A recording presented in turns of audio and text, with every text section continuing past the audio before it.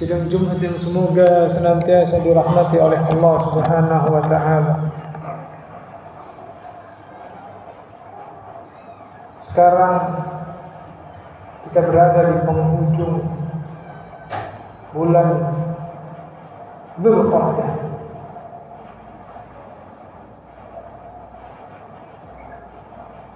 Lusa insya Allah kita akan masuk bulan Dzulhijjah atau bulan haji.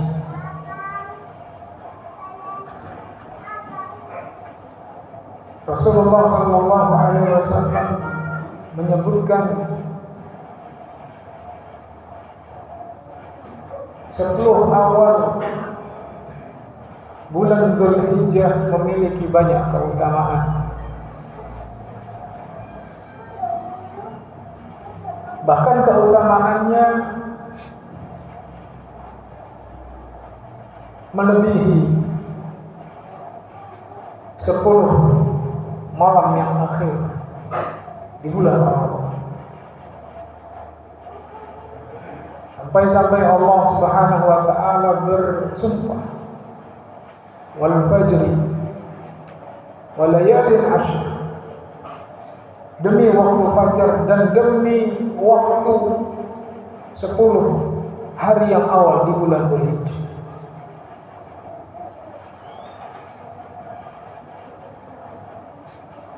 Bahkan Rasulullah sallallahu alaihi wasallam mengingatkan kita dalam hadisnya Abdullah bin Abbas, "Ma min ayyamin al-'amalu shalih afdal min hadhihi al-ayyam al-'ashr." Tidak ada hari, tidak ada hari-hari di mana amal saleh lebih dicintai oleh Allah Subhanahu wa taala di 10 hari yang awal di bulan Dzulhijjah. Para ulama menyebutkan banyak di kalangan kaum muslimin yang tidak tahu tentang fadilah keutamaan 10 hari yang awal di bulan Dzulhijjah. Sekarang tanggal 28 Dzulqa'dah. Besok sudah 29 dan lusa sudah masuk tanggal 1 Dzulhijjah. Dari tanggal 1 Dzulhijjah sampai 10 Dzulhijjah. Kalau disebutkan 10 hari yang akhir di bulan Ramadan, mungkin kita semua tahu itu banyak keutamaannya.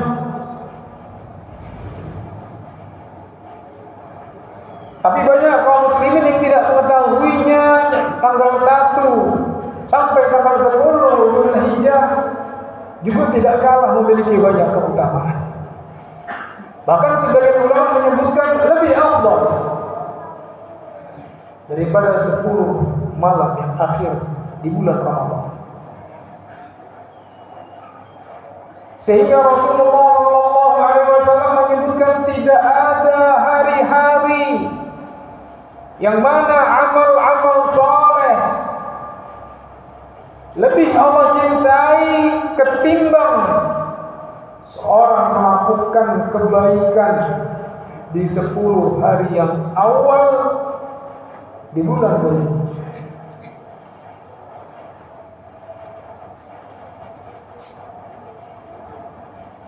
Para ulama menyebutkan ini termasuk bulan-bulan yang haram, termasuk bulan yang mana kita diperintahkan untuk memperbanyak amal soleh karena dilipat gandakan pahala. Dan juga peringatan keras kepada orang-orang yang berani melakukan maksiat, juga akan dilipat gandakan dosanya. Karena ini termasuk bulan yang suci.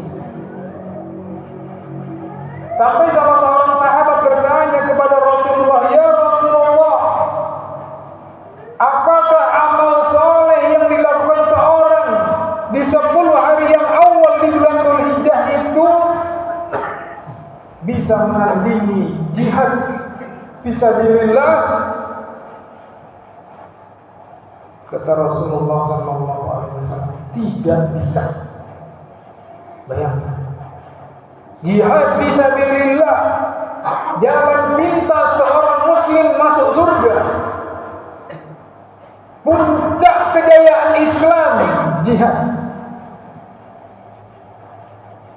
Ternyata amal soleh yang dilakukan seorang hamba di 10 hari yang awal di bulan Dzulhijjah lebih mulia, lebih afdal ketimbang jihad fisabilillah. Kemudian Rasulullah SAW menyebutkan, illa, kecuali yang bisa mengalahkan amal-amal soleh yang dilakukan seorang hamba di 10 hari yang awal di bulan Dzulhijjah, apa? Kata beliau sallallahu alaihi wasallam, illa rajulun kharaja fi sabilillah bimalihi wa amwalihi wa lam yarji syai'an bidzalik. Kecuali yang bisa mengalahkan amal soleh tersebut jika ada seorang keluar dari rumahnya, pergi ke medan jihad, berangkat bersama harta bendanya, jiwanya, kemudian dia syahid, terbunuh di medan perang karena membela agama Allah. Dialah yang bisa menandingi amal-amal soleh yang dilakukan seorang hamba di 10 hari yang awal di bulan Dzulhijjah. Jadi ini bukan main-main. Sedikit di antara kita yang mengetahui, para ulama sudah bilang, sedikit di antara kaum muslimin yang mengetahui bahwasanya 10 hari yang awal di bulan Dzulhijjah itu memiliki keutamaan yang banyak. Bahkan bisa menandingi di 10 akhir di bulan Ramadan.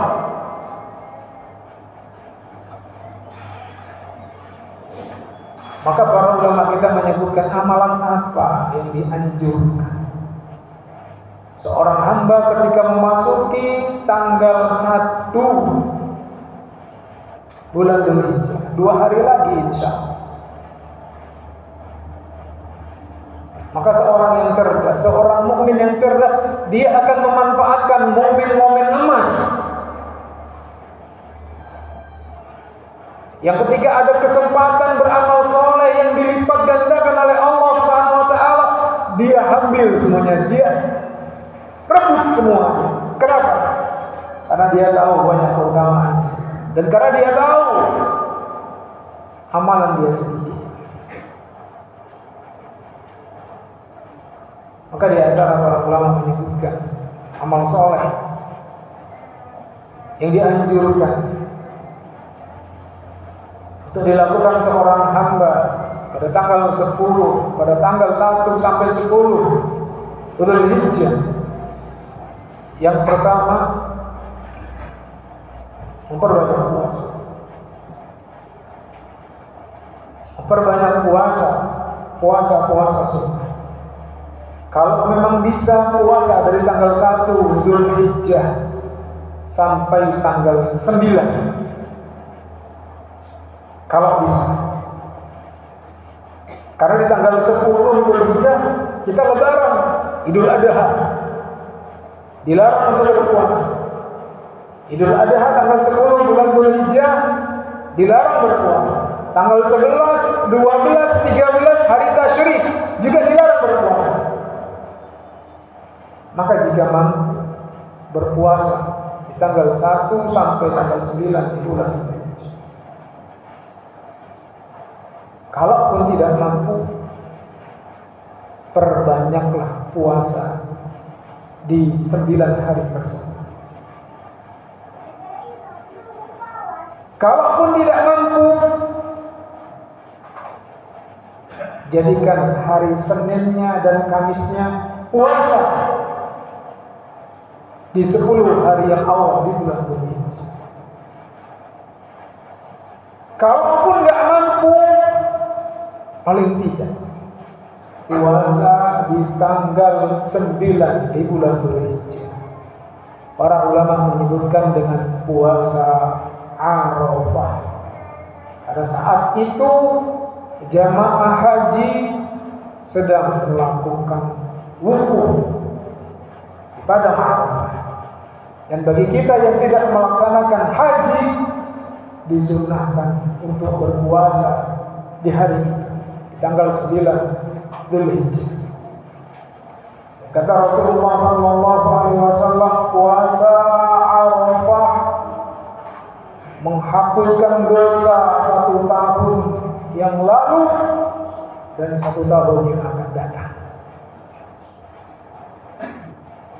Ini yang pertama. Kemudian yang kedua, amal soleh yang dianjurkan bagi seorang hamba adalah melakukan umrah dan haji. Dan ini merupakan rukun Islam yang terakhir, penyempurna. Dan hendaknya masing-masing kita punya niat untuk pergi haji. Diniatkan dari muda, jangan sudah tua meniatkannya. Mumpun anak-anak masih kecil, mumpun belum banyak kebutuhan, niatkan. Namun daftar dan tunggu waiting list keberangkatan. Sebagai apa? Sebagai hujjah di hadapan Allah Subhanahu wa taala kalau kita benar-benar niat.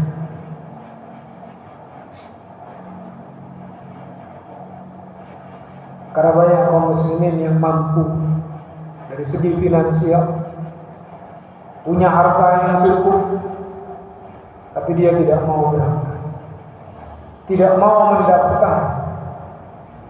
Alasannya daftar tunggunya lama, alasannya untuk biaya pendidikan anak-anak, untuk kuliah mereka, untuk kredit ini, untuk kredit itu, untuk bayar cicilan ini, untuk bayar cicilan itu. Akhirnya sampai tua, dia tidak menyempurnakan rukun Islam.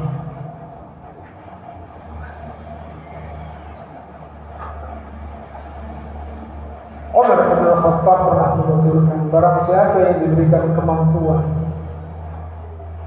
untuk bisa haji tapi dia tidak mau, nggak daftar juga tidak, nabung juga tidak, maka kata beliau, falyakhtar ayyamuta yahudiyan aw nasraniyan aw majusiyan.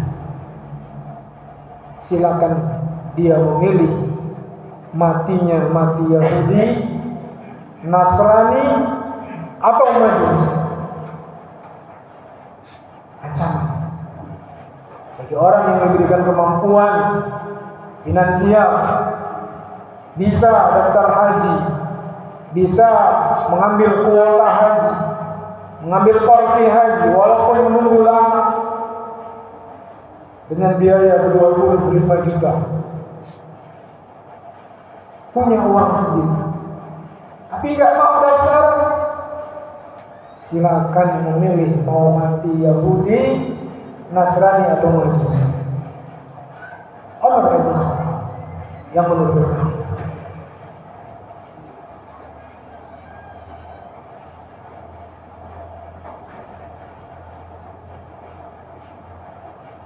Nguliahin anak tidak wajib, punya mobil tidak wajib, punya kebun, punya toko, punya aset-aset dulu itu tidak wajib. Tapi ketika kita punya uang 25 juta saat ini, sudah wajib daftar haji.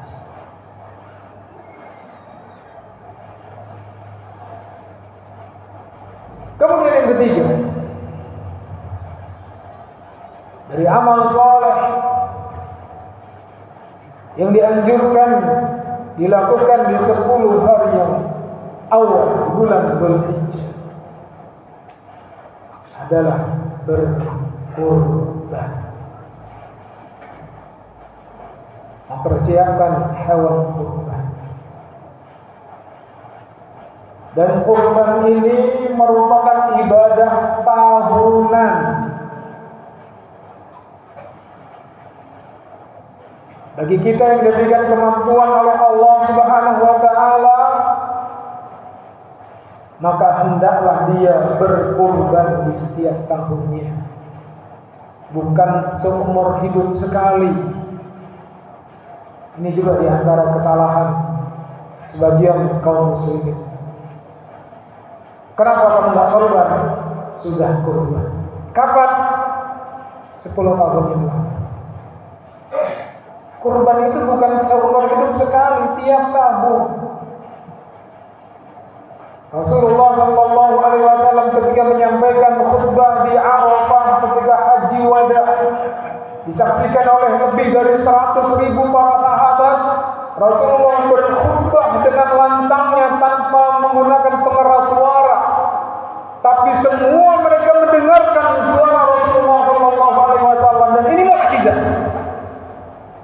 Di antara materi khutbah yang beliau sampaikan, ayyuhan nas, wahai manusia, ala kulli ahli baitin fi kulli amin udhiyatun. Wahai sekalian manusia, hendaknya bagi kepala rumah tangga, kepala kakak, di setiap tahunnya hendaknya mereka menyembelih hewan kurban. Jadi bukan seumur hidup sekali. Dalam satu kakak cukup satu. Dia niatkan untuk dirinya dan untuk keluarganya. Jangan dipecah-pecah. Tahun ini yang kurban suaminya, tahun depan istrinya, tahun depannya lagi anak pertama, tahun depannya lagi anak kedua, tahun depannya lagi anak ketiga, besok-besoknya lagi enggak kurban. Kenapa? Sudah kurban semua, kata. Ini kekeliruan. Kurban itu satu cukup kepala rumah tangga atau yang memiliki uang. Kalau dia suaminya suami, atas nama suami dan seluruh anggota keluarganya. Kalau yang punya uang istrinya, atas nama istri dan seluruh anggota keluarganya. Semua anggota keluarganya akan mendapatkan pahala kurban, baik yang masih hidup ataupun yang sudah mati. Ini nggak perlu ratusan.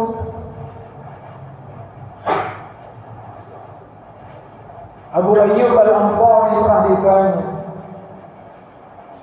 wahai Abu Ayyub, salah seorang sahabat Rasulullah yang mulia, bagaimana dahulu di zaman Rasulullah Shallallahu Alaihi Wasallam itu kalian berkurban? Bagaimana bentuknya? Kata beliau, Abu Ayyub Al-Ansari radhiyallahu taala anhu,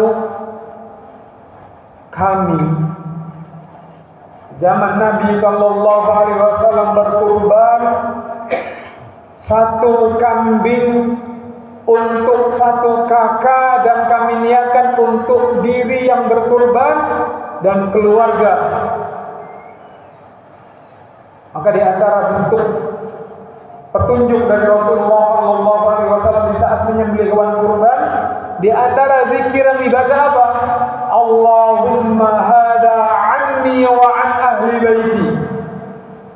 Ya Allah, ini kurban dariku dan keluarga besarku. Gak dipisah-pisah. Ini tahun ini saya, tahun besok istri saya, tahun besoknya lagi emak saya, bapak saya, anak saya. Bukan. Makanya kita ibadah itu betul. Nah, kalau yang sudah terjadi mudah-mudahan Allah ampuni, mudah-mudahan Allah maafkan. Tapi kedepannya dijadikan ini sebagai apa? Sebagai agenda tahunan.